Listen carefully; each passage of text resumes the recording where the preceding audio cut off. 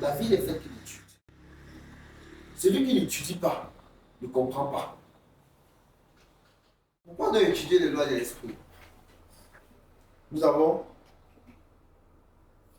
un premier volet, une première réponse à la question, mais j'aimerais qu'on aille un peu plus en profondeur.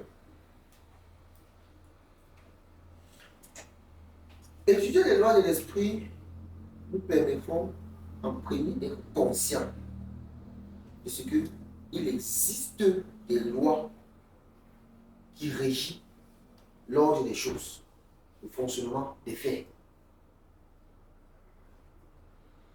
Si j'existe, c'est parce qu'il existe une loi qui déjà fait à ce que je peux exister.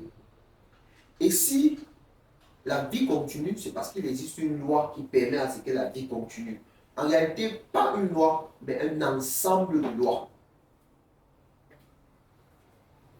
Et donc, si je suis par exemple mal à l'aise, c'est parce qu'il existe une loi qui régit mon état d'être mal à l'aise.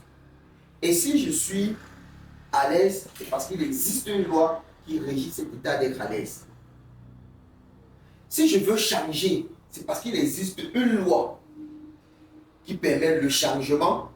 Et si je ne change pas, c'est parce qu'il existe une loi qui retarde ou alors qui me maintient dans cet état d'un changement et cet état d'inertie. Donc en réalité, pourquoi étudier les lois de l'esprit peut se résumer à élever l'état de conscience de l'être. Étudions sans cesse.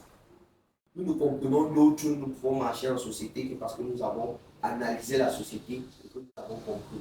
Celui qui n'analyse pas, il bloque son regard.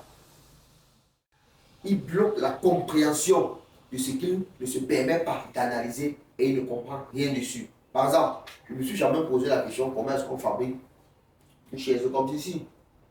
Mais par contre, je me suis posé la question comment est-ce qu'on monte, comment est-ce qu'on construit une maison. Ok?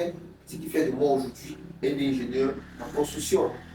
Ingénieur en construction aussi également. Ok? Tapissier de son état. Je ne sais pas si je vais comprendre.